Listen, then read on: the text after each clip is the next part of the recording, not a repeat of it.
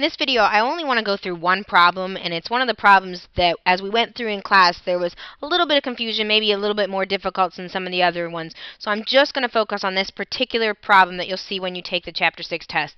And the problem is going to be one where you're going to be given information about the polynomial, and you're going to have to write its equation. It's kind of like when you're working backwards, where instead of I give you the equation, you find the zeros, it is I give you the zeros, and you have to come up with the equation. So kind of working backwards instead of forwards.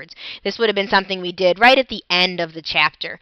So this particular problem, you have given information. They tell you the function has a leading coefficient of 2. We're not really going to deal with that much until the very end. And then they have to tell you the zeros. So this one tells you there's a 0 at a half and the 0 is at 4i. Now the first thing you want to do when you notice there's a 0 at 4i, you immediately want to write that there's also a 0 at negative 4i. We talked about how imaginary zeros have partners. They come in pairs. You cannot just have one imaginary. You always have it's called its conjugate, its opposite sign, as one of the zeros. So now we know that x 1/2 is a 0. There's a couple ways to write this. You can either write it as x minus a half, but a lot of times with fractions we don't really want to work with fractions. Another possibility is if you multiply everything by 2 here, you can write it as 2x minus 1. Because if you set 2x minus 1 equal to 0, you will get 2x equals 1, so x equals a half. So you have options, and I would accept either one. If you write it as x minus a half, when you're all done, you're going to have to do a little bit of work to get it to have a leading coefficient of 2. So it will involve a little more multiplying if that's the case. Another thing to think about is you need to, take this and everything here. If you just multiply everything here by 2, if you multiply the x by 2 and the half by 2, you will get what I wrote down here. Now with the imaginary, if 4i is a 0, then you're going to write x minus 4i. If negative 4i is a 0, then you're going to write x minus 4i, and instead of writing minus a minus, you're going to write plus 4i. So those are your imaginary zeros. Your first step is to FOIL these two together. So you're going to take x times x, that's x squared. You don't have to do the outer and the inner because they will cancel, and that's going to happen with your imaginary zeros. Instead, what you need to do is your negative 4i and your positive 4i will give you negative 4i squared. Excuse me, negative 16i squared.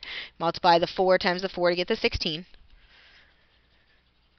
But then once you get there, you have to remember what we know about I squared. I squared is equal to negative 1. If you forget that, you have a button on your calculator that will actually do I squared for you, and you will get negative 1.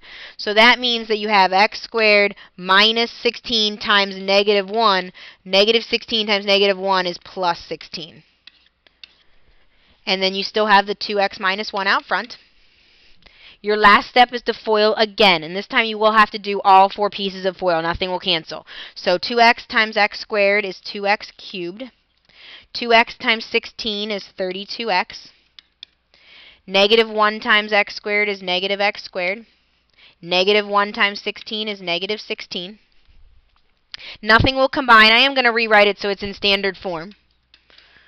So my function is 2x cubed minus x squared plus 32x minus 16. It does have a leading coefficient of 2, so we don't have to worry about that. If it doesn't have a leading coefficient of 2, let's say it had a leading coefficient of 1, you have to multiply everything by 2 to get that leading coefficient. That's going to happen if you use this x minus a half instead of the 2x minus 1. And there's no problem with that happening. It just means when you're all done, you need to multiply everything by 2 to make sure that first coefficient is 2. While we have this up here, we might as well review some of the things from the beginning of the chapter, some things that I know. I know that this graph must cross the x-axis only one place at a half, so I graphed it on my calculator. That's what I would see. I have 2 imaginary. It is a 3rd degree. You should be able to answer questions such as, what is the degree, which is 3? What is the leading coefficient? That's 2. You should be able to tell me that the type is a cubic. You should even be able to tell me about the end behavior by looking at the graph. This one has a an odd degree and has a positive leading coefficient, so you should be able to tell me the end behavior. As it goes to the right, it would go up. As it goes to the left, it would go down. So all of these questions are things that you should be able to ask, but when it comes time to test, you will have one problem that will just ask what you see in front of you, which is to take the information and when you're all done, be able to write an equation for that function. And if you want to graph it on your calculator to kind of confirm that everything went right, you will see that 1, 0 at 1/2.